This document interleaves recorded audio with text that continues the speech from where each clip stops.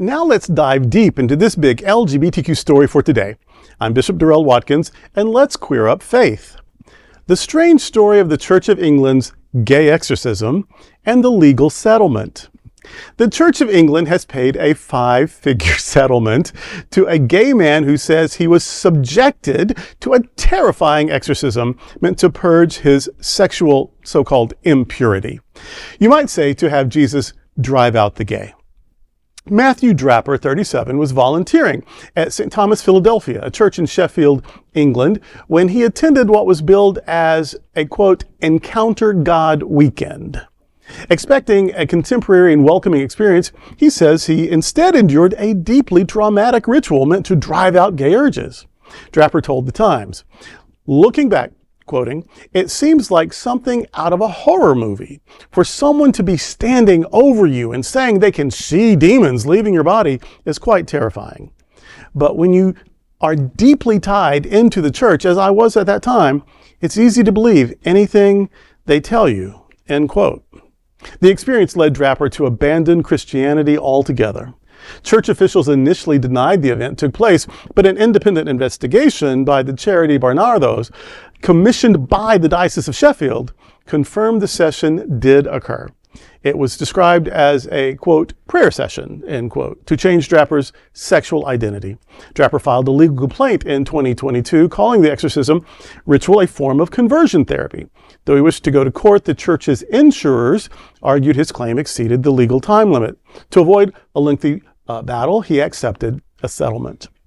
His attorney, Richard Scorer, believes this is the first time a UK church has paid damages to a conversion therapy survivor.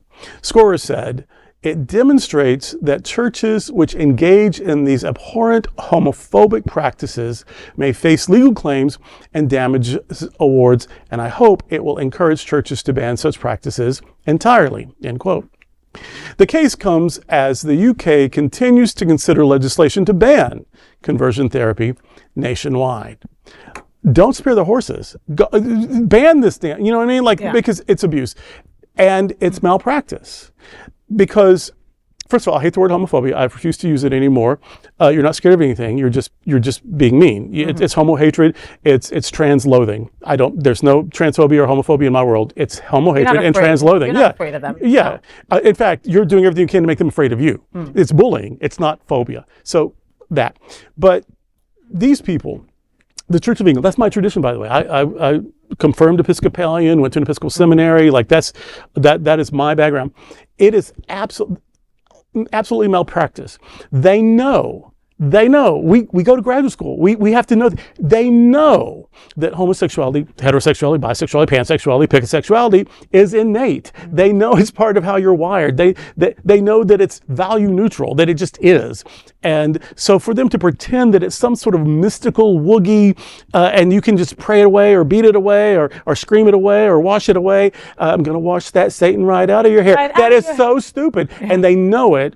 And meanwhile, look at the damage. This person was terrified, and this person wound up basically having his faith destroyed. Now, if your faith isn't something so crazy, let it be destroyed, but it's still painful. It's still, so they damaged his spiritual life, they damaged his psychology, and all for what? Something that they knew was bullshit. It makes me angry. Yeah, I can't believe how this is still allowed. Like we had done a story a couple months back about a church that was doing like exposure therapy, Bishop, like something horrific when it came to a homophobic, a homosexual congregant of theirs. You know, at the end of the day, it's abuse. At the end of the day, it's illegal. Right. You know what I mean?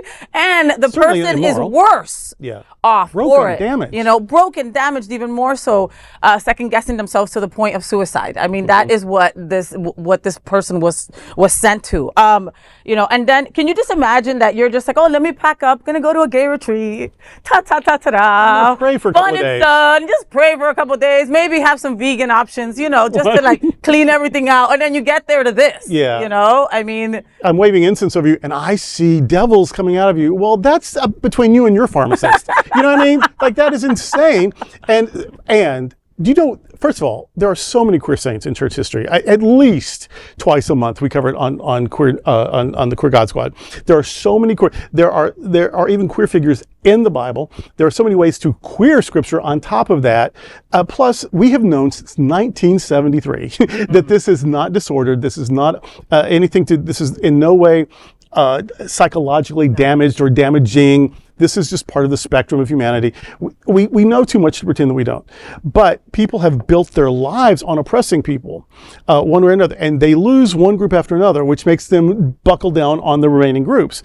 And so every group that they thought their faith told them to hate, as they lose that group, they hate the remaining ones all the more, which just shows you how frail that faith is and how dysfunctional that God is.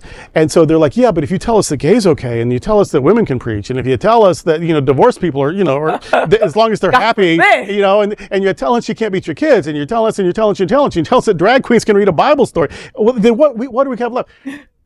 Bishop Spong used to say, and I've lived my life by this. This is my affirmation of faith.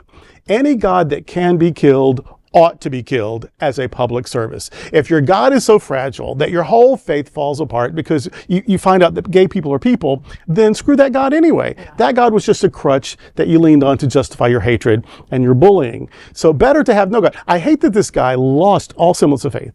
I wish he could embrace like humanism or something positive. Something. And didn't even get no money out of it, Bishop. He got a couple $1,000. Five when the bishop read that, I go, sir, are you sure you didn't read the wrong number? I mean, like 5 figures. He probably got $1,000 and we're doing this story. Yeah, right. I mean, I guess it could be like $99,000, but it's not. Yeah, and we know it. I feel like it's more like 10. I get it. This sets precedent. I understand what the point is. Like they said, it's the first time that a church is actually paying damages to someone. You know, as it is. So it's more meaningful for that reason. But do you know how many times? I mean, this is not at all inflated.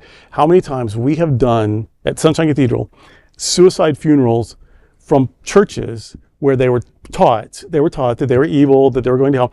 They can't take it anymore. They kill themselves. The church won't even do the funeral. They do it here.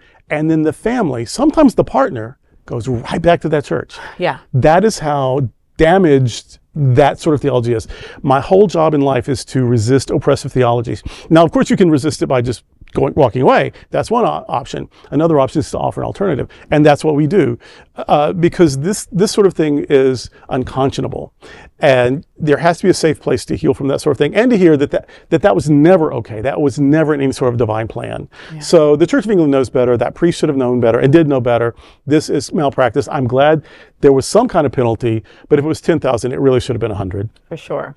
And that is the big LGBTQ story for today. There is no other queer nonprofit media platform like this in the entire world. Support our LGBTQ stories by subscribing and sharing Queer News Tonight.